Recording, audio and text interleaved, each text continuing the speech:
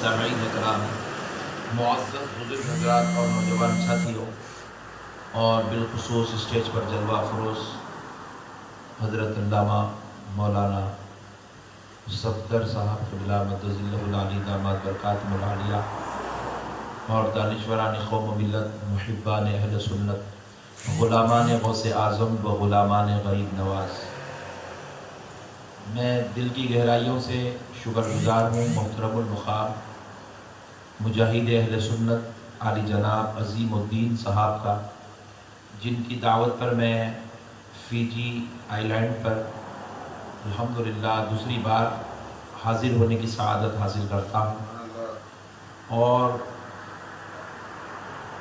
بہت ہی خوشی کی بات ہے فیجی والوں کے لیے کہ یہاں الحمدللہ رسول پاک صلی اللہ علیہ وسلم کے چاہنے والے، آقا علیہ الصلوۃ والسلام کے ماننے والے، ان کے عاشق اور دیوانے رہتے ہیں، اور اپنے آقا صلی اللہ علیہ وسلم سے بے پناہ محبت کرتے ہیں۔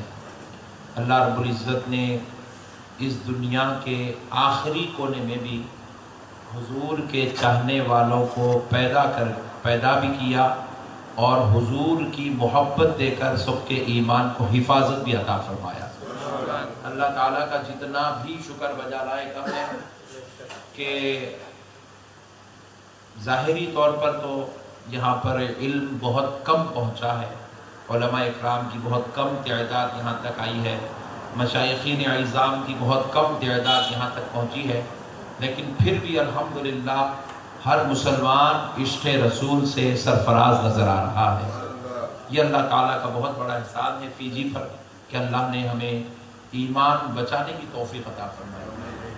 پیارے بزرگوں اور دوستو، آج ہم انشاءاللہ تعالی حضور تاجدار کائنات صلی اللہ تعالی علیہ وآلہ وسلم کے صدقے و طفیل سے اس امت پر اللہ نے کیا احسان فرمایا، اس موضوع پر گفتگو کرنے کی سعادت حاصل کرتے ہیں۔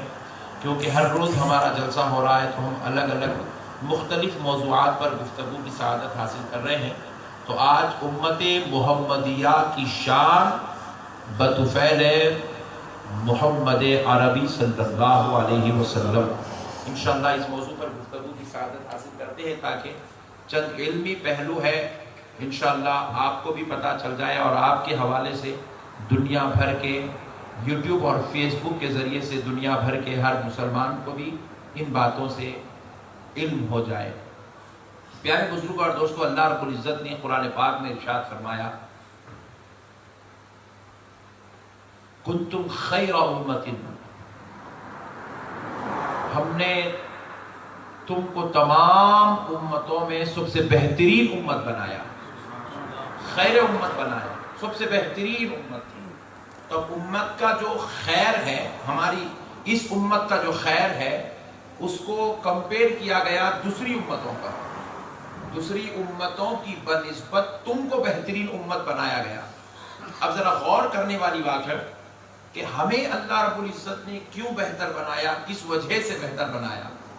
اگر آپ ان چیزوں پر غور کرتے جائیں گے تو انشاءاللہ تعالی امت کا مقام بھی سمجھ میں آئے گا، اور امت جس نبی سے ملی ہے اس نبی کا مقام بھی سمجھ میں آئے گا۔ اور اللہ رب العزت نے قرآن کو مومنوں کے لیے ہدایت بنایا ہے، قرآن کو مومنوں کے لیے ہدایت بنایا ہے۔ مومن قرآن کو جتنا سمجھے گا اللہ تعالیٰ اس کے لیے ہدایت کے دروازے اتنے ہی کھولتے چلا جائے گا، لیکن جو لوگ لکیر کے فقیر بن جاتے ہیں اللہ ان کے لیے ہدایت کے دروازے نہیں کھولتا، کیونکہ وہ ایک آدھ چیز میں اٹک کر بیٹھ جاتے ہیں اور وہیں پر وہ رہ جاتے ہیں، اور اللہ رب العزت ان کو ہدایت نصیب نہیں کرتا۔ بلکہ قرآن ایک یہ جو فیجی، جو چاروں طرف سے فیجی کو جس سمندر نے گھیر لیا، خدا کی قسم یہ سمندر کا پانی تھوڑا ہے، قرآن کی ہدایت اس سے کروڑ درجہ زیادہ بلند ہے۔ قرآن کی گہرائی، قرآن کی جو ہے گہرائی اس سے کروڑ درجہ زیادہ ہے۔ آپ اس میں جتنا ڈوبتے جائیں گے آپ کو اتنا سرور نصیب ہوتا چلا جائے گا۔ پیارے بزرگوں اور دوستوں، قربان جائے، اللہ رب العزت قرآن پاک میں ارشاد فرمایا، ہم نے تم کو سب سے بہترین امت بنایا ہے، تمام امتوں میں سب سے بہترین امت ہے۔ ہم سے پہلے کئی امتیں دنیا میں تشریف لائی، لیکن اللہ کہہ رہا ہے کہ تم خیر امت ہو۔ تم سب سے بہترین امت ہو. اب ذرا غور کرتے ہیں کہ اللہ رب العزت نے ہمیں خیر امت کیوں کہا, ہمیں سب سے بہترین امت کیوں کہا. مائیں بہنیں بھی اچھی طرح سن لیں, سمجھ لیں, اور مرد حضرات جوان بچے بھی اچھی طرح سن لیں کہ اللہ نے ہمیں خیر امت کیوں کہا. کیا پیارے بزرگ اور دوستوں غور کرنے والی بات ہے, کیا اللہ نے ہمیں اس لیے خیر امت کہا کیونکہ ہم بہت زیادہ نماز پڑھنے والے ہیں؟ کیا اللہ نے ہمیں اس لیے خیر امت کہا کہ ہم بہت زیادہ روزہ, زکوٰۃ اور حج کرنے والے ہیں؟ کیا اللہ نے ہمیں اس لیے خیر امت کہا کہ ہم بہت زیادہ قرآن کی تلاوت اور احادیث مبارکہ کی تشریحات پر روشنی ڈالنے والے ہیں؟ نہیں.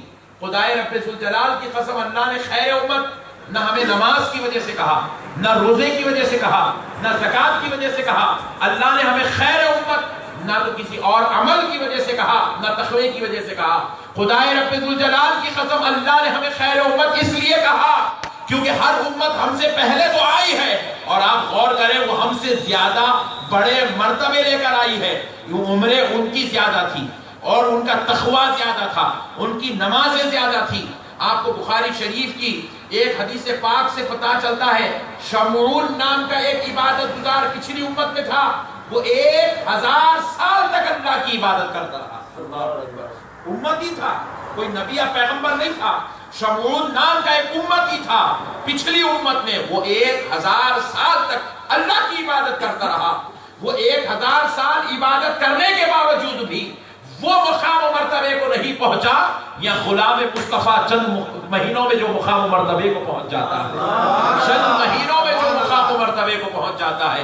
وہ میرے پیارے بزرگوں اور دوستوں, غور کرنے والی بات ہے یہ مرتبہ, جبکہ پچھلی امتوں میں عبادت بھی زیادہ تھا, تقویٰ بھی زیادہ تھا. ارے کئی ایسے پیغمبروں کی امت گزری ہے, کئی ایسی امتیں گزری ہے پیغمبروں کی جو پتھروں پر چڑھ جاتی تھی تو 500 سال تک اللہ کی عبادت کرتی تھی, پتھروں سے نیچے نہیں اترتی تھی, پہاڑوں پر بیٹھ کر 500 سال تک اللہ کی عبادت کرتی تھی. جب وہ بیٹھتے تھے تو ان کے بیٹھنے کی جگہ پتھروں پہ گڑھے پڑ جاتے تھے, وہ چلتے تھے تو پتھروں پر ان کے چلنے کے نشان پڑ جاتے تھے, وہ تسبیحاں پھیرتے تھے تو پتھروں پر تسبیح کے نشان پڑ جاتے تھے.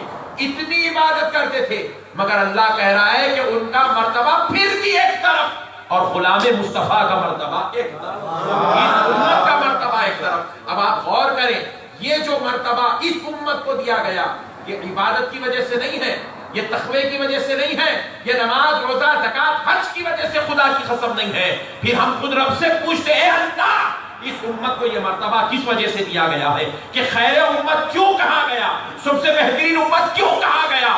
ہم سے پہلے وہ آئے, ہم بعد میں آئے, مگر پہلے والوں سے ہم بہتر کیسے ہو گئے. تو رب ذوالجلال ارشاد فرماتا ہے, اس لیے کہ میرے بندو بے شک وہ تم سے پہلے آئے, بے شک وہ تم سے زیادہ عمر پائے, تم سے زیادہ عبادت کرے, مگر ان کو کسی اور پیغمبر کی امت میں ہونے کا شرف ملا تھا, مگر تمہاری شان یہ ہے کہ تمہیں مصطفیٰ کی امت میں ہونے کا شرف مل گیا. اس لیے مرتبہ دیا جا رہا ہے کہ تم محمد الرسول